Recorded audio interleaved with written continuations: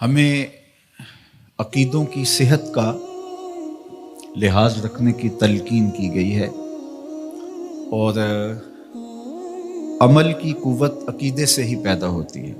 عقیدہ جتنا مضبوط ہو اتنا ہی عمل جاندار ہوتا ہے، اور ہمارے بنیادی عقائد ان کے ساتھ ہمیں جڑا رہنے کی تلقین کی گئی ہے۔ اللہ کے محبوب علیہ الصلوۃ والسلام نے ہمیں بڑی تاکید کے ساتھ اپنی سنت پر قائم رہنے کی تلقین ارشاد فرمائی، اور خلفائے راشدین کی سنت پر، ان کے طریقے پر قائم رہنے کی تلقین ارشاد فرمائی۔ قرآن و حدیث سے جو اخذ شدہ عقائد ہیں وہی ہماری بنیاد ہیں، اور ان کے اندر کوئی تبدیلی نہیں ہے۔ علیکم بسنتی فرما کر کے اس چیز کو وضاحت کے ساتھ بیان فرما دیا، اور یہ بھی ارشاد فرمایا کہ تمہارے اوپر جماعت کو لازم پکڑنا ضروری ہے، اور یہ بھی ارشاد فرمایا اتبعوا السواد العظم فإنه من شذ شذ فی النار، سواد اعظم کے ساتھ وابستہ رہو، جو ان سے بچھڑ گیا تو وہ آگ میں چلا جائے گا۔ اس لیے کہ مسلمانوں کی جماعت کے ساتھ جڑنے میں ہی عافیت ہے، الگ راستہ اختیار کرنے سے یقیناً انسان نقصان میں جا گرتا ہے۔ جیڑی بکری اجڑوں وچھڑی او بگیاڑاں جوگی، تو جماعت کے ساتھ وابستگی اختیار کرنے میں ہی عافیت ہے۔ اور اس وقت تشدد، افتراق اور جو نظریاتی انتشار پیدا ہو گیا ہے، میں آپ کو عرض کرنا چاہوں گا کہ معتدل عقیدے پہ قائم رہیے، ہمیشہ تشدد سے اپنے آپ کو بچائیے، اور دوسرا ادب کے دامن کو کبھی بھی نہ چھوڑیے گا۔ جب ادب ہاتھ سے چھوٹتا ہے تو پھر وہ راستے نکلتے ہیں جو گمراہی کی طرف انسان کو لے جاتے ہیں۔ جس نظریے کی بنیاد میں ادب نہیں، چاہے انبیاء علیہ السلام کا ادب ہے، ذات باری تعالیٰ کا ادب ہے، اصحاب پیمبر کا ادب ہے، اہل بیت اطہار کا ادب ہے، اولیاء کا ادب ہے، جس نظریے کی اساس میں ادب کا عنصر نہیں ہے، اس نظریے کو ہم نظریہ اسلام میں نہیں مانتے۔ تو ادب سے شروع ہو کے عشق تک پہنچنے کا راستہ یہی خیر کا راستہ ہے، اور یہی اعتدال کا راستہ ہے، اور یہی اہل السنہ کا طریق ہے۔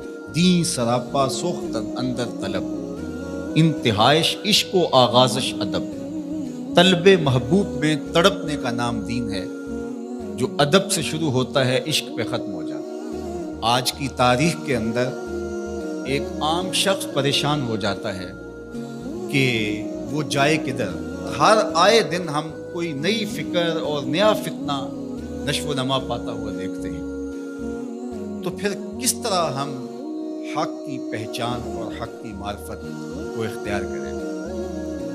تو صاحب، میں آپ سے عرض کرنا چاہوں گا کہ ہمارے اسلاف نے جو چیزیں طے کر دی ہیں وہ طے شدہ ہیں، ہمیں کسی نئے راستے میں پڑھنے کی ضرورت نہیں ہے۔ علامہ اقبال علیہ رحمہ نے بہت خوبصورت ہمیں اس حوالے سے رہنمائی کی ہے کہ اجتہاد عالمان کم نظر اقتدا بر رفتگاں محفوظ تھا۔ کم نظر علماء کی اقتدا سے بہتر ہے کہ جو تمہارے اسلاف ہیں ان کے طریق پر تم چلو، چونکہ ان کا طریق صحیح طریق تھا۔ کیوں عقل آبایت ہوس فرسودہ نیست، کار پاکاں از غرض آلودہ نیست۔ ان کے جو نظریات تھے وہ کسی غرض کے تحت نشو و نما نہیں پائے تھے۔ انہوں نے اپنی خواہش اور اپنی آرزوؤں کی تکمیل کے لیے دلیلیں نہیں ڈھونڈی تھی، بلکہ جو دین تھا اس کے مطابق انہوں نے ہمیں راستہ اور راہ عمل عطا کیا اور عقائد ہمیں دیے۔ ایک بہت بڑا نام امام الحرمین امام ابو المعالی الجوینی رحمۃ اللہ تعالی علیہ، جب ان کا آخری وقت آیا تو اپنے شاگردوں کو اور اپنے پاس جو لوگ بیٹھے تھے ان کو گواہ بنا کے ایک بات کہی، اور کہا کہ میں ایک گہرے سمندر میں پھنس گیا ہوں، اور میں نے اسلام اور اہل اسلام کے علوم کو چھوڑ دیا، اور میں ایسے علوم کی تلاش میں سرگرداں رہا جن سے مجھے منع کیا گیا ہے، اور اگر اللہ کی رحمت میری یاوری نہیں کرتی تو میں سب سے زیادہ اللہ کی رحمت سے دور ہونے والے لوگوں میں شامل ہو گیا، اور اب میری آخری سانسیں چل رہی ہیں، تھوڑی دیر کے بعد میں تم کو الوداع کہہ دوں گا۔ تو امام الحرمین امام جوینی نے کہا کہ تم سب گواہ بن جاؤ، میں اپنی بوڑھی ماں اور نیشا پور کی بوڑھی عورتوں کے دین پہ اپنی جان دے رہا ہوں۔ میرا وہی عقیدہ ہے جو نیشا پور کی بوڑھی عورتوں کا ہے، میرا وہی عقیدہ ہے جو میری بوڑھی ماں کا عقیدہ ہے۔ عقل آبایت ہوس فرسودہ نیست، کار پاکاں از غرض آلودہ نیست۔ تمہارے آبا و اجداد کی عقل ہوس سے پاک تھی، اور غرض اور لالچ کی بنیاد پر انہوں نے عقیدوں کا کاروبار نہیں کیا، بلکہ ان کا وہی عقیدہ تھا جو شریعت کے ماخذ سے پھوٹتا ہوا دکھائی دیتا ہے۔ تو آج میں بھی اپنی بوڑھی ماں کے عقیدے کا اظہار کرنا چاہتا ہوں، اس ماں کو جس نے لوریاں دیتے ہوئے مجھے عقیدہ پڑھایا تھا کہ میں صدقے پاک محمد تو جڑا نانا حسن حسین دا ہے۔ تو ہم اسی عقیدے کے ساتھ کھڑے ہیں۔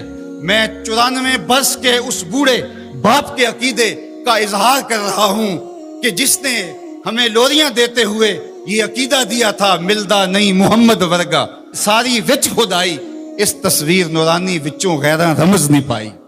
تو ہمارا عقیدہ ہمارے اسلاف کا عقیدہ ہے، صحابہ کے حوالے سے ہو، اہل بیت کے حوالے سے ہو۔ تو آئیے اس زمانے کے اندر ہم اپنے اس عقیدے کا اظہار کرتے ہیں کہ ہم صحابہ کے در کے بھی غلام ہیں اور اہل بیت کی چوکٹ کے بھی نوکر ہیں۔ تو ہمیں اپنے عقیدوں کو اپنے ماضی کے ساتھ جوڑنا پڑے گا، اور کال اور عقول اور اس دور کے فتنوں سے بچ کر کے ہمیں اپنے آباء و اجداد سے، اپنے بزرگوں سے، اپنے اسلاف سے جڑنا پڑے گا۔ فکر شاں ریست ہمیں باریک تر، ورے شاں با مصطفیٰ نزدیک تر۔ اقبال کہتے ہیں ان کی فکر جو تھی وہ اس نے نور لیا تھا حضور کی دہلیز سے، اور ان کا ورع اور ان کا تقوی حضور علیہ السلام کی ذات سے مستنیر تھا۔ لہٰذا اگر ہم ان کے ساتھ جڑ جاتے ہیں تو ہمیں خیریت، ہمیں عافیت، ہمیں روشنی، ہمیں نور نصیب ہوگا۔ تو اپنے عقائد کو اپنے اسلاف کی مطابقت کے اندر ڈھالنے کی ہمیں کوشش کرنی چاہیے، کیونکہ نجات کا دار و مدار اسی پر ہے۔